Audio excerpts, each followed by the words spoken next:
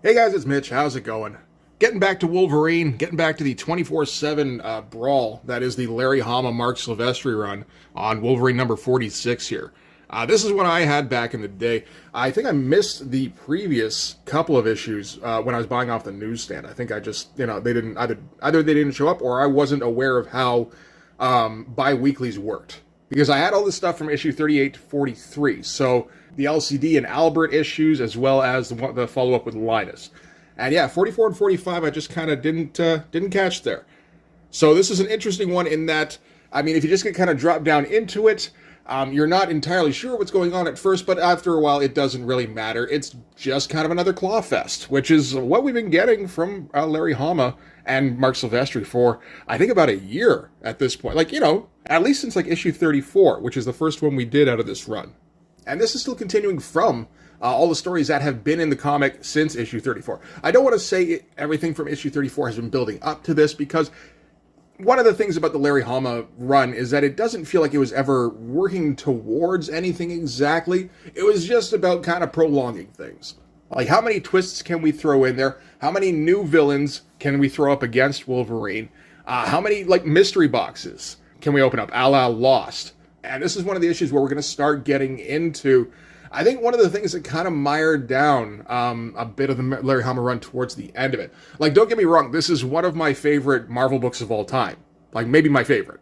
But I think there was a big editorial mandate to make sure that we start fitting in all that Weapon X stuff with Wolverine, start hinting at secrets from his past. And, oh, he's so mysterious.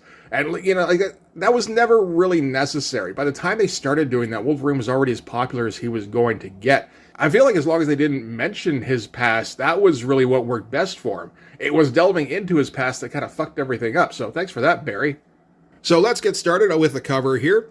This is one of the better ones, I think. I have noted that the Wolverine covers by Mark Silvestri and Dan Green, they tend to be done pretty quick by the looks of it. All the stuff with Lady Deathstrike, all of those covers were fast to the point where it felt like the cover was done quicker than the pages in the interiors. The LCD and Albert issues, not so much. I think he took more time on those. But issue 45, the precursor to this one, felt like it was getting back to those quickly done, tossed off. I don't want to say tossed off as in low effort, but it felt like more of a last minute thing where he had done the issue. It's like, okay, I'll do the cover when I'm finished. And it's like, yeah, I got a good idea, and sketch it out real quick. Dan Green inks it up in 4 or 5 hours, and we get it off to the printer. You still get some great covers out of those issues. But I feel like this is on a different level. I mean, for one thing, it's actually kind of a composition which we don't always get from Silvestri. We've got a triangular composition here. We've got our leading elements right in the foreground.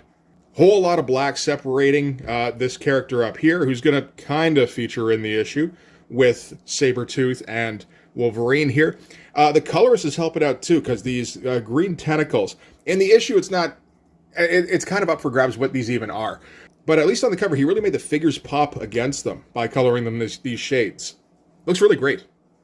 We get a lot of that nice, loose Buscema type figure work on Sabretooth here. Yeah, he's still going a little bit fast, but I don't know, man. Mark Silvestri, I guess I don't blame Mark Silvestri when he goes fast on a cover, because even when he goes fast, everything he does looks so goddamn good. It's like, well, why wouldn't I? All right, so this is Home is the Hunter. Larry Hama on script, Mark Silvestri doing the pencils, Dan Green doing the inks, Steve Buccellato, El Bucce, doing the colors. And the story so far was that some local millionaire had captured the Hunter in Darkness, which was this big kind of werewolf/yeti thing from up north in Canada, and was going to display it like a circus attraction. But it kind of drew everything with claws in the neighborhood.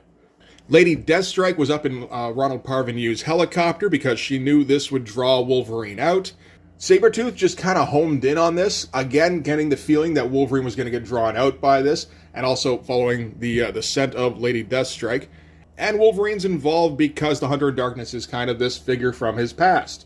But not like Weapon X or, who's your daddy kind of figure from his past. It's just, I ran into this thing back when my brain was pretty much gone. So yeah, these three ended up in a big old brawl, and then the Hunter got freed, and so yeah, now it's a fatal four-way. Very nice splash to start things off with. We get all our figures looking nice and huge up in the front here, and in, kind of an action post. We got the Hunter in Darkness up at the apex, and we're just barely managing to separate him from the mid-ground elements, which are barely separated from the foreground elements. It's very nicely done. And, like, I'll black him in here against what's essentially, on the page anyway, a background full of just, like, fine lines. So he's going to stand out that way, too. All right, so at the site of the Hunter in Darkness. Oh, I missed the actual dialogue. Wolverine's like, you want to maybe call a truce while we sort all this out? And shockingly, Sabretooth isn't having it. He's going to start clawing again immediately. Deathstrike's like, no, wait, me first. And starts leaping through. That's such a great close-up on Sabretooth. Again, Mark Silvestri Sabretooth. Probably the best Sabretooth I've seen. We're going to get a nice big shot of the three of them going at it. A bit closer shot here, which does look a little bit better. Pop those claws out of the panel border. Make sure you get a bit of attention to it. A little bit of blood on them and everything, too. I know one of the things that Mark Silvestri had a problem with. I think he liked doing this comic. It just bugged him that he's drawing this character with claws that can cut through anything. Except he's not allowed to really show any blood. And apparently that kind of got to Mark to the point where, yeah, he was, like, getting sick of doing comics. It's like, dude, just, like, draw something else. And then he did. He went and joined Image. And he didn't really do anything particularly violent there. So, I don't know what he was complaining about. So, right now it's a 2-on-1 with the potential for the Hunter to, either join in on the side of Deathstrike and Sabretooth, which would, kind of put the odds, stacked pretty heavily against Wolverine. Or if not that, just kind of throw a wild card into the whole mix. But the Hunter in Darkness recognizes the scent of Wolverine, and it kind of, triggers memories in his brain. Great close-up on that thing. I think the last issue, the shots of the Hunter in Darkness weren't as good, but I also think Mark Silvestri was going very fast on that issue. This one, it feels like he's able to take a little bit more time at least. And nice big close-up on the Hunter's eyes here. That looks awesome. As we kind of flash back to stuff from issue 34, when the Hunter in Darkness got trapped, and Wolverine, back when his mind had been blanked, I think, by the Weapon X program, happened upon him, freed him, and took away the trap. And that made enough of an impression that the Hunter remembers him, so he's going to kind of join the fray on Logan's side, evening up the odds. And that's a great-looking shot there of the Hunter leaping into action, just like stretching all the limbs out every which way.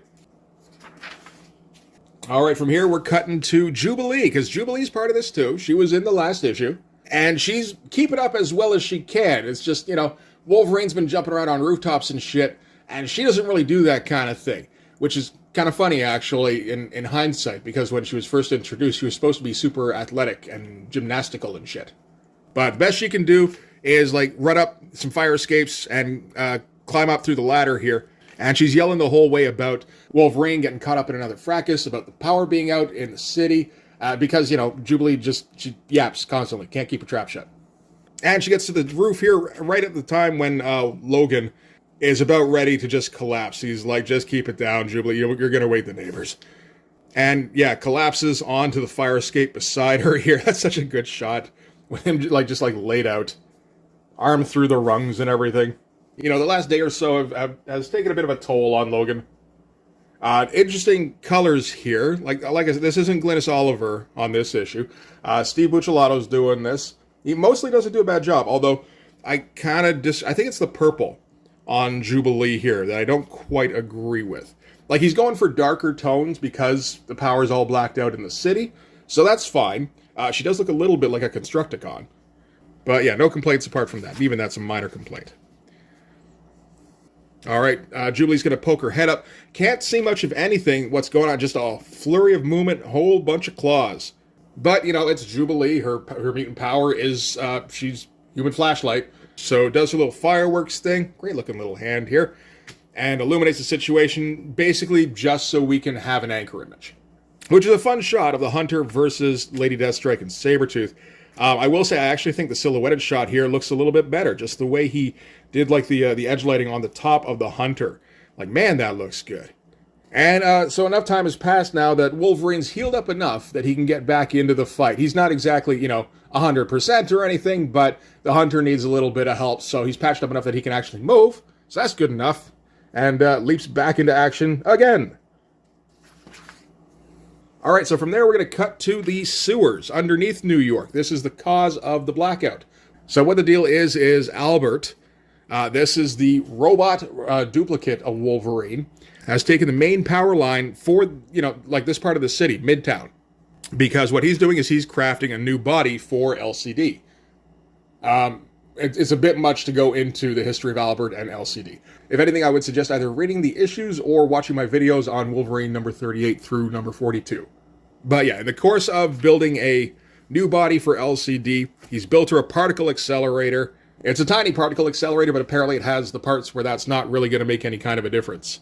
And with the power that should have been routed to Midtown, he's going to be able to crank up enough power to give her the kind of power source she needs, so that running low on batteries basically will never be a problem for her again. A nice uplit shot of Frank and Wolverine here. Alright, so from there we got to cut back to the fight. And actually, there's really only like the two timelines going on right now. And the stuff with Albert and LCD, it's kind of low on the totem pole. It's basically just keeping them, like fresh in our minds, so that we don't forget about them anytime soon. And so we're aware that there is constant forward momentum with that story. And of course, him cutting the power line directly affects the rest of the story. So that's something anyway. All right, so the slash-a-thon is still going on the rooftop here. Jubilee's like, how can you even tell what you're supposed to be slashing at? Do you need me to pop some more fireworks? And Logan's just like, don't do me any favors, kid. Another nice anchor image of Wolverine taking it to Sabretooth here. Get a pretty long shot here of the four of them all on the rooftop with, like taking in a fair bit of the city, leaving a lot of room for dialogue if that's what Larry Hama wants to do. And the details look pretty good. Not like Richard Bennett details. Like when I rave about Richard Bennett going nuts in Brass number 3, which I did a couple of days ago, like this is the kind of detail that's kind of expected for backgrounds, Anyway, Sabretooth gets the upper hand on Logan, gets a hand around his neck, and starts pushing him over the edge here, but gets interrupted as he gets hit by a gunshot. And this is the other element. There's a lot of elements to this particular storyline. We've been pulling everything in for like 12 issues. So this is Emily Dulan. This is the daughter of the sheriff from sheriff the Mountie. Well, I think that's the one actually. Sheriff Dulan, whatever, who died at the end of issue 34. So she's looking for revenge for her father, essentially, and she figures it's one of these 4 things with claws on top of this roof. Managed to hit Sabretooth right at the base of the throat there, first shot. And, she's hitting stuff at least, but she can't tell what she's hitting because it's so goddamn dark, and they're all just darting around the place, just hacking everything in sight. So she's just going to keep taking pot shots. Next one she gets is Lady Deathstrike, who falls down into the street. That's a great-looking shot there. And, Emily's just like, shit, that'll work. Just knock them all off the roof one by one.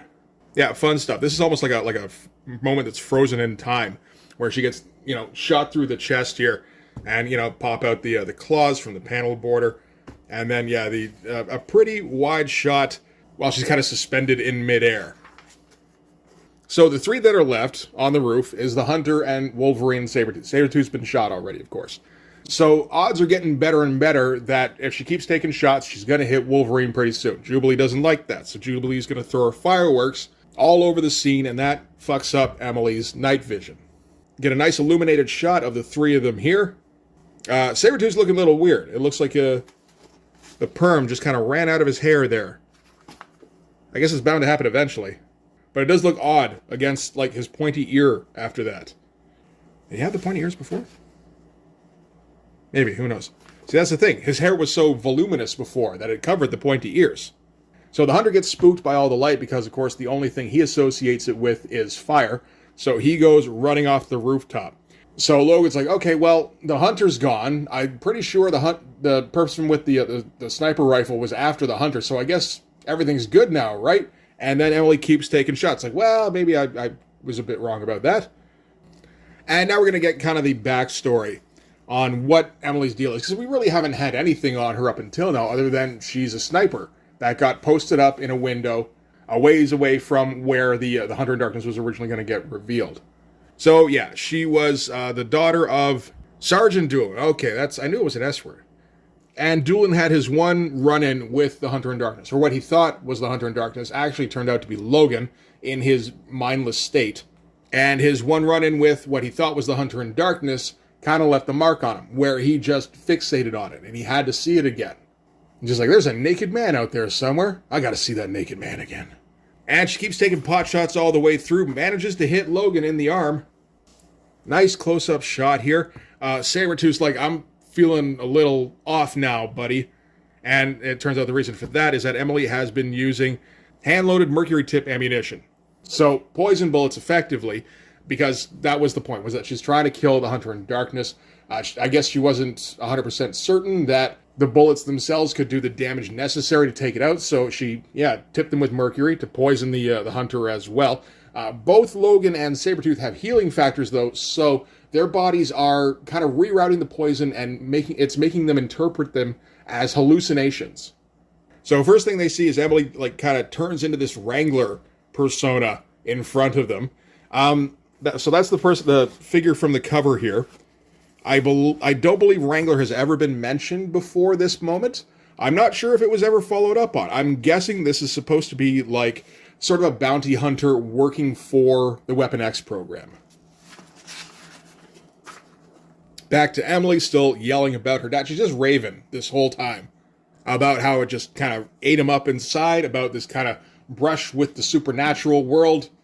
And then he showed up dead next to this fugitive who did get taken out in issue 34. And the official word that was put out was that him and this criminal, Athabasca Ike, had basically killed each other up in the mountains. But Athabasca Ike's body, when it came in, showed evidence of just being all clawed and hacked up. Which was not the official statement. But there was indication that there had been some kind of cover-up. And the reason for the cover-up is that Wolverine is in good with all sorts of governments. And just him being on the site got kind of taken off the radar by the local authorities. So Emily here is following that up. And, so her big beef is with the Hunter in Darkness, but she also wants to talk to this Logan character who was involved in this cover-up and find out what the fuck actually happened. Meanwhile, back in Wolverine and Sabretooth's heads, everything's getting a little trippy.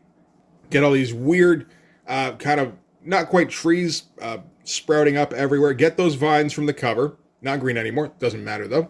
And still hallucinating about this Wrangler character. And they're sharing this hallucination. They're both seeing this the same way. And this is just some weird stuff that, doesn't really have a lot to do with anything. Other than just, Wolverine going on drug trips is kind of a bit of a theme around this time, really, isn't it? Because we also had the Blood Hungry storyline in Marvel Comics Presents.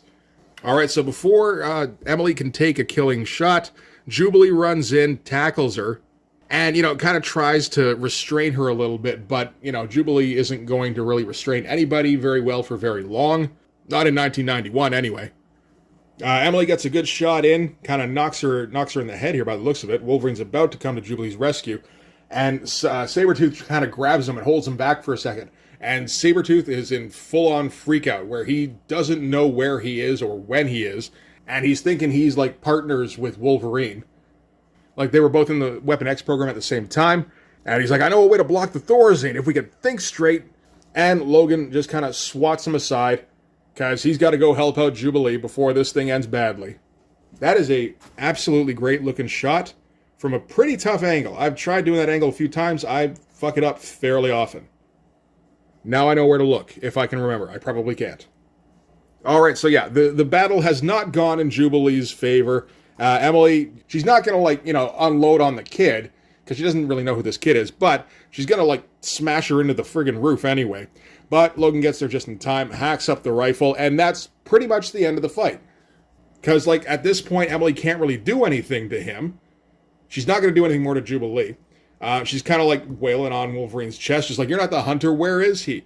And, hey, Mark actually remembered that Logan is shorter than most people, which is nice. Always good to see.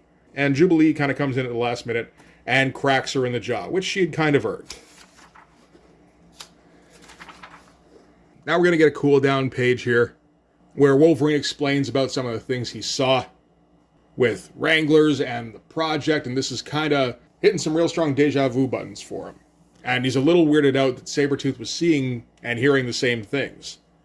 And of course, when he looks around, Sabretooth's gone. Another one of those shots that's pretty similar to the one we got on the previous page. Yeah, so I'm like Mark Silvestri's that's one of those shots Mark Silvestri's just figured out. Just knows, which lines to put there. It's like, fine. And down on the street below, Lady Deathstrike is hauling herself out of a dumpster. Because, hey, she managed to land in the dumpster with the banana peel on the head and everything. That's embarrassing. But, hey, she's still alive. As she says, Pierce rebuilt her stronger than she had thought. And she climbs her way out of the dumpster. Pretty much the worse for wear, but probably still more than enough for most people who come up. And it turns out it's Ronald Parvenu, who she had originally been chatting with in his helicopter when this whole thing started. And when Logan revealed himself, what did she do? I think she knocked him out or something and then jumped out of the helicopter. And he's taken that on the chin. He's decided, okay, you know what? Yeah, you weren't who I thought you were. You were going after stuff that was completely different. That's fine. I think we can maybe still work together.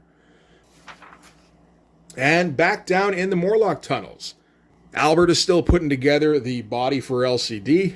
And off in the distance, they hear an albino alligator screaming. And Mask is like, yeah, those things are super fucking dangerous. They'll bite through a large Morlock in one shot. And Albert's just like, yeah, that wasn't the sound of a gator winning. Something else is out there. Something that hunts. And we get a shot of what looks like the Hunter in Darkness, hauling off an albino alligator. Fun stuff. I like the way he worked the background here with just these kind of intersecting arches. Everybody understands that's what a sewer is. And Captain Confederacy is... What is this? I kind of remember seeing this, but at the same time, it's like, what the fuck? That don't seem right. And we got our ad for Wolverine Reign of Terror by Peter David and Andy Kubert. I always thought this looked kind of interesting. I'm not an Andy Kubert fan by any means. But, it's alternate world stuff. Everybody loves alternate world stuff. I also get an ad for the Bill and Ted Bogus Journey comic. That looks like it's done by Evan Dorkin. That'd be my guess. Looks an awful lot like Milk and Cheese. Uh-oh. No fingernails. There we go. Alright, so that's it for Wolverine number 46. It's a fun issue. It's what you've come to expect every time you pick up a Wolverine comic. You're going to get a couple of subplots. You're going to get some fairly complicated, backstory elements. And you're going to get a shit ton of brawling going on. And with some artists, I think that might be a problem, but he's also got Mark Silvestri doing the goddamn brawling, and it all looks so friggin' good. It's just such a high-quality book. It's, just the idea of this being out regularly back in 1991, trying to do it bi-monthly, although I still think that was not a good idea. It doesn't speak well to Marvel. It's just it just looks like pure greed, which I still think is what it is. But, around this time, it's you could pick up Web of Spider-Man. I guess you could pick up Avengers. Or you could pick up Wolverine by fucking Mark Silvestri and Larry Hama. And it's just, always going to be an action slugfest, which is great. So I think we will hit issue 47, which should be the continuation of this, which I think delves more into the Weapon X stuff. This is the thing, is that from here, Larry Hama would keep doubling down on the Weapon X stuff. And I don't think the Weapon X storyline really was worth pursuing this much. The Barry Windsor Smith story was fine on its own. Okay, now we know how Wolverine got the adamantium. I think that's maybe telling a bit too much about Wolverine, really. Just somehow he got adamantium stuck to his body. That sucks, buddy. Okay, let's go fight fucking Magneto. But yeah, no, we start getting into the program. We start getting into stuff with the Professor from the Weapon X program and the Shiva robots. And it's not long before we're into Bone Claws, and that's when everything just starts going downhill for me. But we'll stick with this until it starts running out of steam. There is a point where Mark Silvestri just starts phoning it in. I think after issue 50. So we'll at least, I think, stick around for that long anyway. But for this one anyway, that's going to do it. Thanks very much for watching. If you like this video, please hit the like button. Helps with all the algorithm stuff. If you want to see more, hit subscribe. And if you really want to help out, in the description, there's a link to my Patreon. And if you go subscribe there, that'll give you access to everything I do. So all sorts of comic book art, all sorts of videos. Also in the description, there's a link to the merch store where you can get all sorts of Blood Force merch. I don't have a snappy sales pitch ready for that one. Usually they come to me by the end of these videos, but no, I got nothing this time. Just go buy a hat. You can also follow me on Instagram and DM me there for commissions. Commissions are open. So yeah, that's going to do it. Thanks again for watching, guys. I will see you in the next one. Bye-bye.